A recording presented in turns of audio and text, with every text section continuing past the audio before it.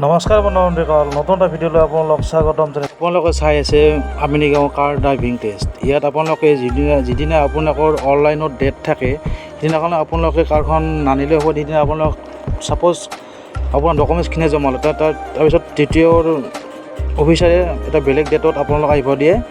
আপোনালোকে প্ৰথম দিনাই আপোনাৰ কাৰখন লৈ নাযাব, নহ'লে আপোনাৰ তেল খৰচটো বুজিয়ে পাইছে আজিকালি তেল খৰচ কিমান হৈ যায়। সেইকাৰণে পাৰিলে আপুনি প্ৰথম দিনা কাৰখন লৈ নাহিব। তাৰপিছত আপোনাৰ ডেট দিব, তাৰ সেইমতে আপোনাৰ নিজৰ কাৰখন লৈ আহি ড্ৰাইভিং টেষ্টটো দিব পাৰে।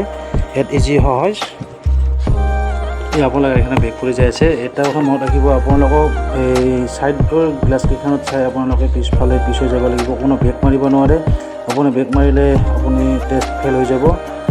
আপোনাৰ ব্ৰেক মাৰে যিটো ব্ৰেক মাৰি ৰখি যাব নোৱাৰে। আপুনি ব্ৰেক মাৰিব পাৰে লাহেকৈ, কিন্তু ৰখি যাব নোৱাৰে। ৰখি গ'লে আপোনাক ব্ৰেক ফেইল বুলি সেই গাড়ীখনে ড্ৰাইভিং টেষ্ট পাছ কৰিছে, তেখেতক যাবলৈ দিলে আৰু এইখন ৰানিং হৈছে।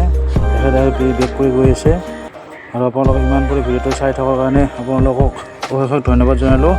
আপোনালোকে মোৰ পিছৰ ভিডিঅ'বোৰ চাই থাকিবলৈ মোৰ চেনেলটো ছাবস্ক্ৰাইব কৰি দিব আৰু বেল আইকনটো দবাই দিব।